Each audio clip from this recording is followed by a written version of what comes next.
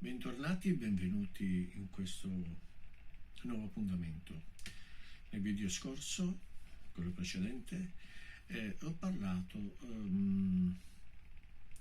sul tema cosa significa santo e ho ampliato un po' quello che ho dedicato una puntata esclusivamente su cosa è il luogo santo. Oggi invece parlerò chi è la persona santa. E desidero ricordare cosa significa la parola santo. Chi ha seguito il mio video precedente ho descritto ciò che significa la parola santo. Significa messo a parte, appartato, consacrato, dedicato a Dio. Prima di entrare nell'argomento di oggi voglio fare una premessa facendo un riepilogo. Nel video precedente ho parlato qualsiasi luogo dedicato a Dio diviene santo. Se vi ricordate, avevo accennato che nel luogo dove si radunano e dove c'è la presenza di Dio entrano persone viventi che lodano Dio. In mancanza di persone viventi chiamati ad adorare, come abbiamo più volte letto nel Vangelo di Giovanni, capitolo 4, versetto 26, il luogo non serve a nulla. Dio non è interessato ad avere comunione con il luogo, ma con persone che lo adorano. Prima della crocifissione di Gesù la presenza di Dio era solamente nel luogo santissimo, all'interno del Tempio. Dopo la crocifissione di Gesù la presenza di Dio cessò di essere presente dentro il Tempio, perché Dio ha scelto un altro Tempio dove dimorare. Un tempio costruito non da mani d'uomo. Volete sapere qual è il nuovo tempio? Dove Dio vuole manifestare la sua gloria e la sua potenza? Sono sicuro che vi sorprenderà quello che io sto per farvi leggere. Siete pronti? Bene, leggiamo insieme 1 Corinzi capitolo 3 versetto 16. Leggiamo insieme così. Non sapete che siete il Tempio di Dio e che lo Spirito di Dio abita in voi?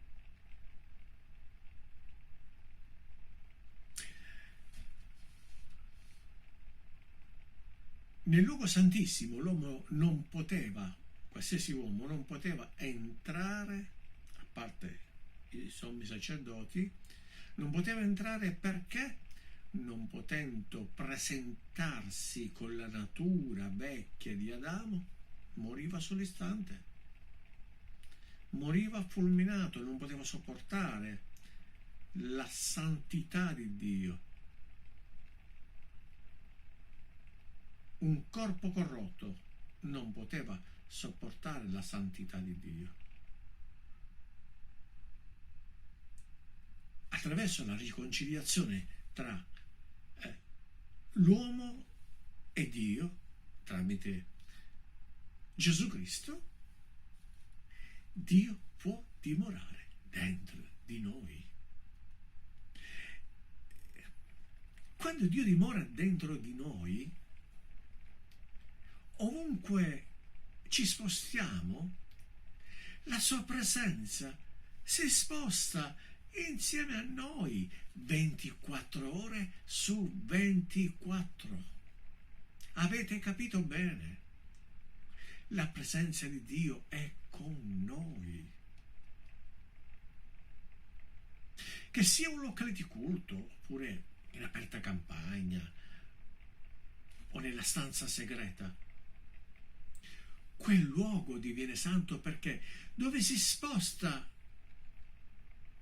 il cristiano chiamato Tempio di Dio, c'è la presenza di Dio. Quindi la presenza di Dio dimora dove? In corpi viventi e non nei cadaveri. Dopo aver fatto questo riepilogo e premessa, entriamo nel tema. Il termine santo non significa un titolo da associare dopo la morte di una persona che, a vista di alcuni, facente parte di un concilio religioso a seguito di riunioni, votazioni, valutazioni, viene individuato come una persona pia da beatificare e santificare.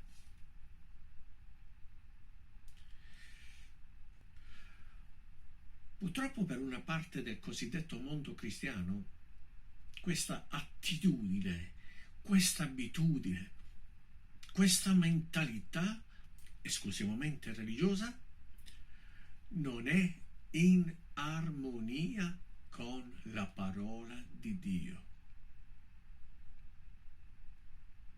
È solamente una loro usanza proclamare beati, santi, e addirittura solo una certa categoria ristretta di persone che sono passati dall'altro mondo. Chissà perché.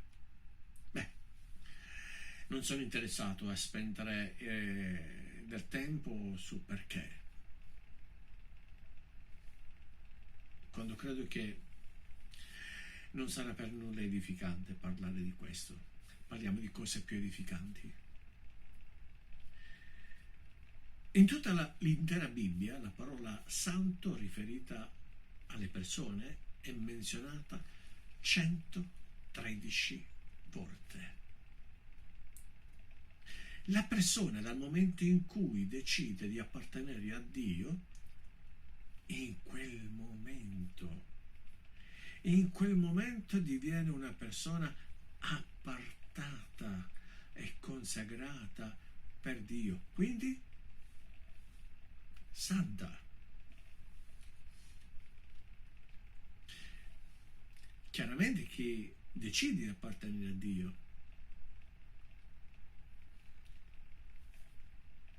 non è un cadavere, ma è una persona in vita che ha la facoltà di intendere e di volere. Per brevità di tempo non posso menzionarvi tutti i versetti della Bibbia, ma per fare un esempio voglio citare qualche espressione scritta nell'Antico Testamento. Esattamente il Levitico capitolo 11, versetto 44, versetto 45, e voglio leggerlo insieme a voi. Poiché io sono il Signore, il vostro Dio, santificatevi dunque, siate santi, perché io sono santo. Non contaminiate le vostre persone per mezzo di un qualsiasi di questi animali che strisciano sulla terra, poiché io sono il Signore che vi ho fatti salire dal paese d'Egitto per essere il vostro Dio. Siate dunque santi, perché io sono santo. Ora voglio porvi qualche domanda. Sapete, il tema di oggi lo sto più concentrando su domande. Queste domande per invitarvi a riflettere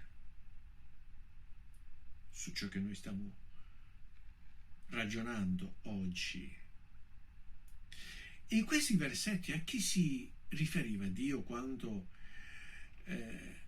egli chiedeva di santificarsi? Ai parenti defunti del popolo oppure alle persone in vita?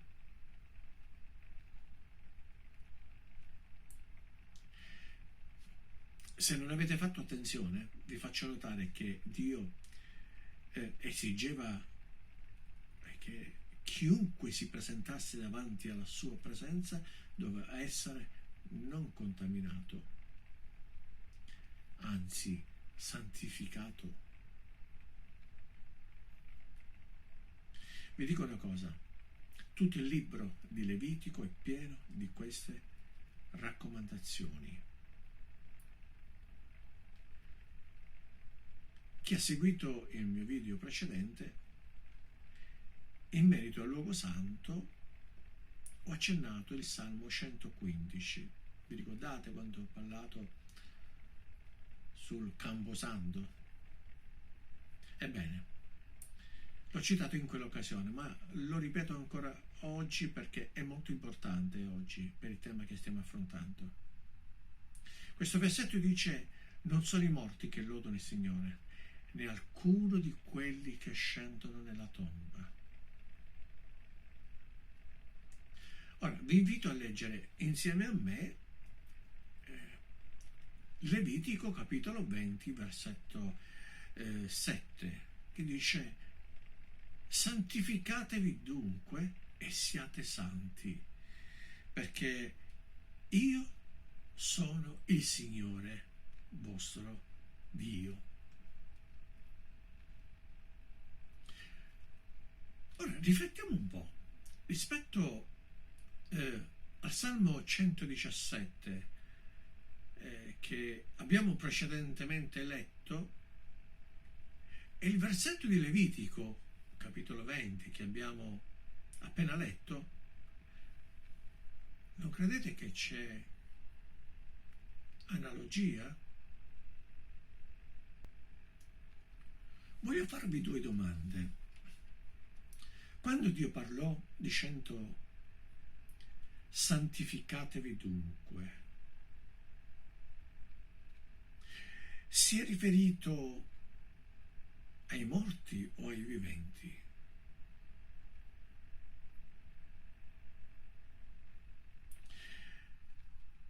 La richiesta di santificazione è stata fatta solamente ad una categoria di persone selezionate oppure a tutto il popolo?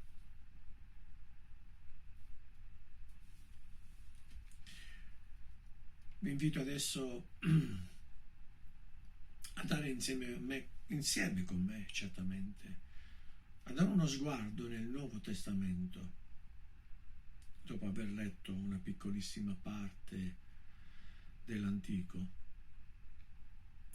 Vi invito a leggere insieme a me questa espressione fatta dall'Apostolo Pietro, 1 Pietro, capitolo 2, versetto 9.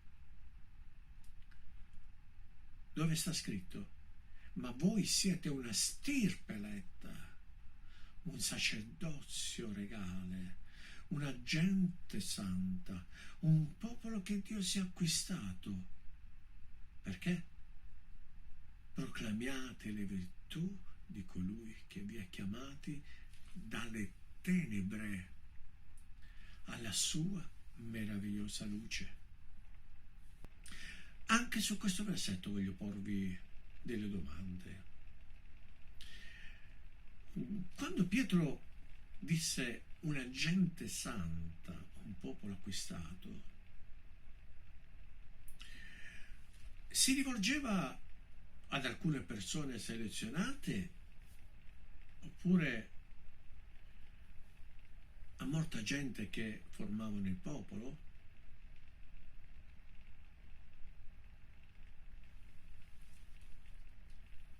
c'è un'altra domanda ancora. Quando dice proclamate, chi devono proclamare la salvezza e la vita di Dio? I morti o i viventi?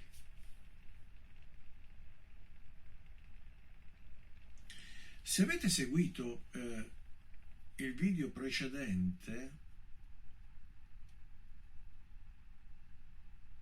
dovreste ricordarvi che ho fatto un esempio cosa significa messo da parte, riferito alla parola santo.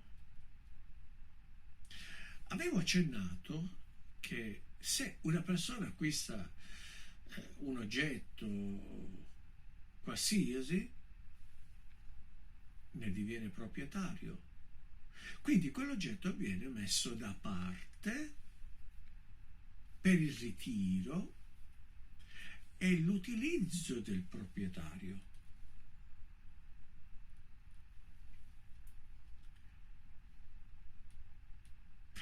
Voi comprereste un frigorifero rottamato? Mi direste, non so che farmene. Avete ragione. Avete ragione. Non spendereste neanche un centesimo per qualcosa che ormai non funziona più. È morta. Adesso mettetevi per un attimo nella posizione di Dio. Che uso dovrà farsene Dio dei cadaveri? Dio, può Dio per proclamare la sua luce e la sua vita usarsi dei cadaveri?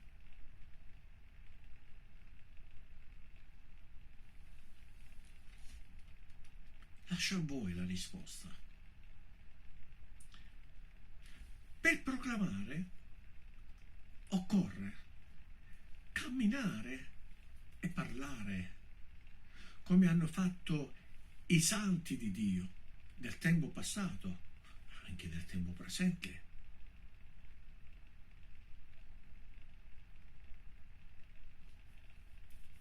Avete mai visto Padre Pio, dopo la sua morte, camminare con i suoi piedi, naturalmente, proclamare la luce e la vita di Dio tra la gente di questo mondo?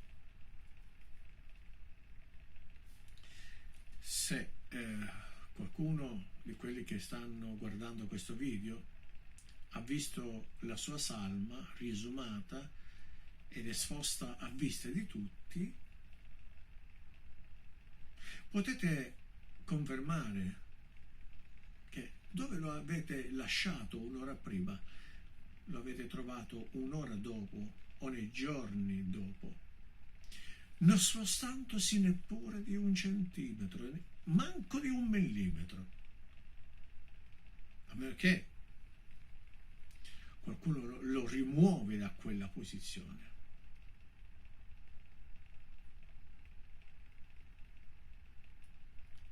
Eppure dopo decenni dalla sua morte, qualche anno fa, lo hanno proclamato beato e santo. Poi sulla parola beato spero a Dio piacendo di fare un altro tema appropriato quando Dio mi incoraggerà a farlo. Su quale base hanno proclamato Padre Pio e tanti altri nell'elenco beato e santo, e addirittura ponendolo come oggetto di culto e adorazione, un corpo ricostruito dai resti trovati dopo la riesumazione. Possiamo dire che neanche il suo corpo originario è. Vi do una notizia: Una notizia che ad alcuni forse non piacerà, ma per amore della verità lo devo dire. Chi si prosta a pregare davanti ai resti di un cadavere o di qualsiasi immagine senza vita non ha la vita di Dio in sé. Mi dispiace, la verità va detta. Quindi chi non ha la vita di Dio in sé non è neppure il tempio di Dio, come abbiamo prima letto in prima Corinzi capitolo 3 versetto 16. Chi non ha la vita non sente la presenza di Dio in sé.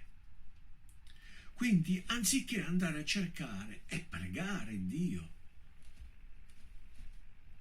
della vita in spirito e verità, vanno a pregare il Dio della morte, personalizzato nei cadaveri o nelle sculture senza vita. Vi dico una cosa: chi ha questa attitudine, anche se sembra una persona fisicamente in vita, resta una persona morta dentro. Nel video precedente vi ho menzionato ciò che è scritto in Esodo capitolo 20. Dio è un Dio geloso, non tollera il culto a nessuno al di fuori di Lui.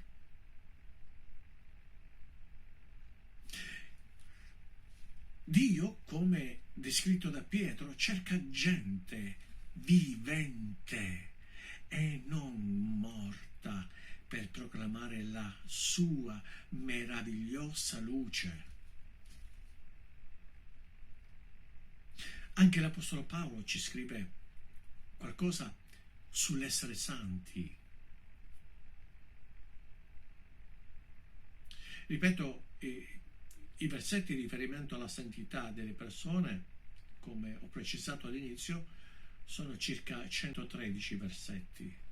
Quindi capirete che per brevità di tempo non mi è possibile menzionarli tutti, quindi devo limitarmi solo a pochissimi riferimenti.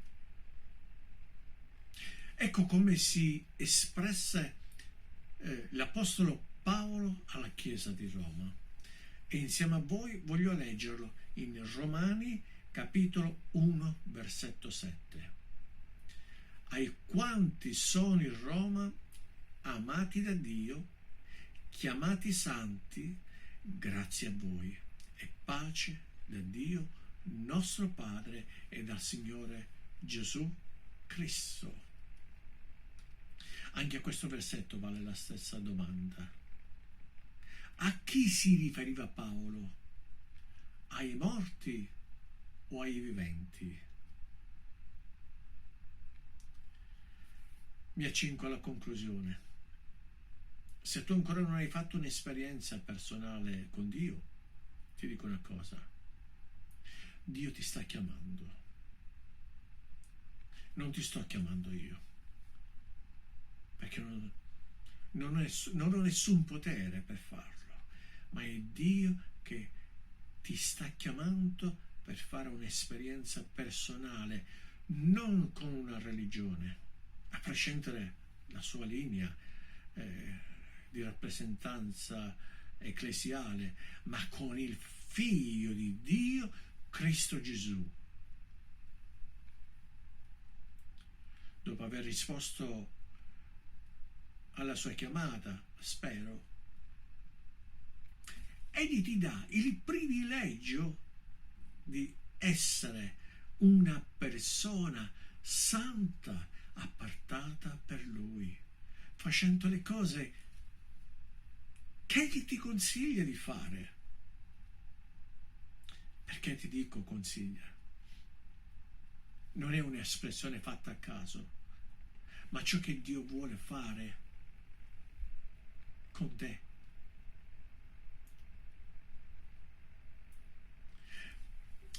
Egli non ti impone la sua volontà, ma ti consiglia a fare la sua volontà, per essere una persona immersa, completamente immersa nelle sue benedizioni. Se osserverai e farai ciò che Egli ti consiglia, già sei una persona santa, appartata per Lui. Non hai bisogno di aspettare la morte per entrare nelle grazie di certi esponenti religiosi, per poter essere forse nominata beata e santa dopo varie riunioni e votazioni. I servitori di Dio dell'Antico e del Nuovo Testamento erano santi da vivi. Oggi viene raccontata tramite le scritture l'esempio di vita cristiana che hanno vissuto, e non come oggetto di culto, come in alcuni ambienti è uso di fare. Oggi questi uomini e donne di Dio, di fede in Dio, sono nella presenza di Dio, non avendo alcun contatto con coloro che vivono in questo mondo, né tanto più sono presenti nei resti dei loro cadaveri parzialmente riesumati o ricostruiti. Le ultime parole di Paolo prima di essere ucciso sono state le seguenti, e voglio leggerlo insieme a voi in secondo Timoteo capitolo 4 versetto 7 e 8. Scrisse così: quanto a me, io sto per essere offerto in libazione e il tempo della mia partenza è giunto. Ho combattuto il buon combattimento, ho finito la corsa, ho conservato la fede. Ormai mi spetta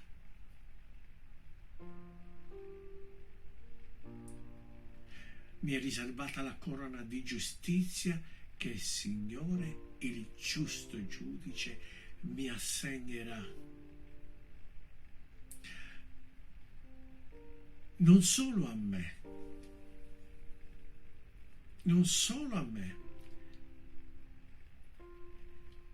ma anche a tutti quelli che avranno amato la sua apparizione.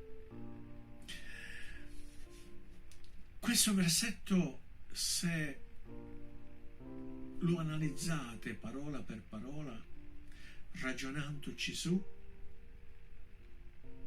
deve far crollare la dottrina sulla preghiera rivolta ai cadaveri.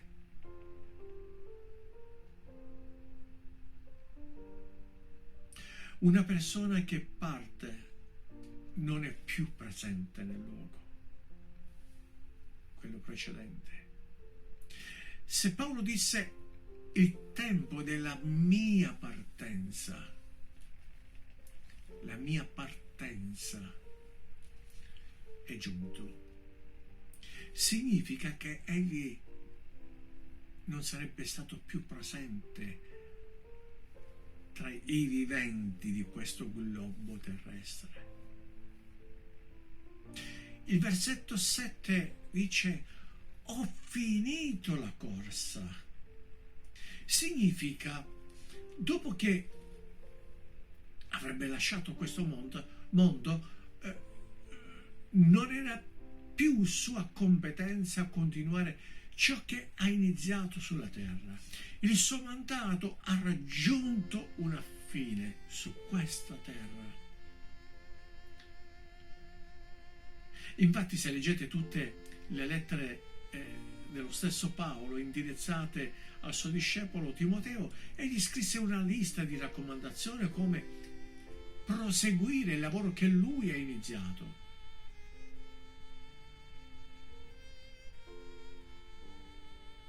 Paolo, durante la sua vita su questa terra, ha sentito l'obbligo e la necessità di essere all'opera di Dio. Come egli stesso ha dichiarato, necessità me ne è imposta e guai a me se non evangelizzo.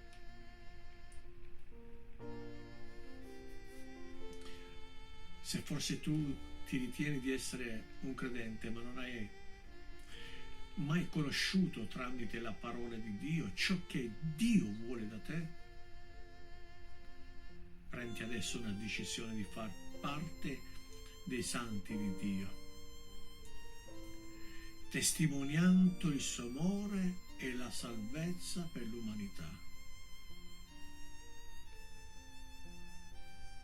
Voglio pregare con te prima di chiudere questo collegamento.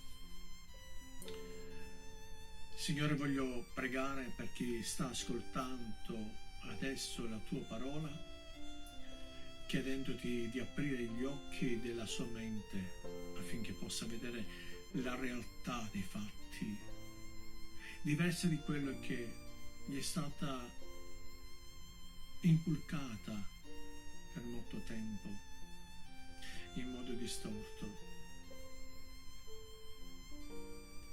Se invece ancora non ha fatto un'esperienza personale con te, ti chiedo in questo momento preciso, in questo istante, di toccare il suo cuore affinché possa ricevere la salvezza e la tua rivelazione per la sua vita.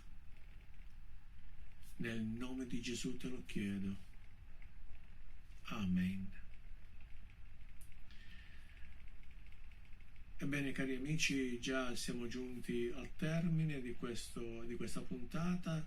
Non mi resta altro che darvi un arrivederci e che Dio illumini la vostra mente e vi possa benedire. Ciao, al prossimo video. Grazie per aver guardato questo video. Se per te è stato di aiuto, ti invitiamo a condividerlo con altri tuoi amici. Puoi registrarti in questo canale per ricevere aggiornamenti ogni volta che verrà pubblicato il nuovo video. Arrivederci.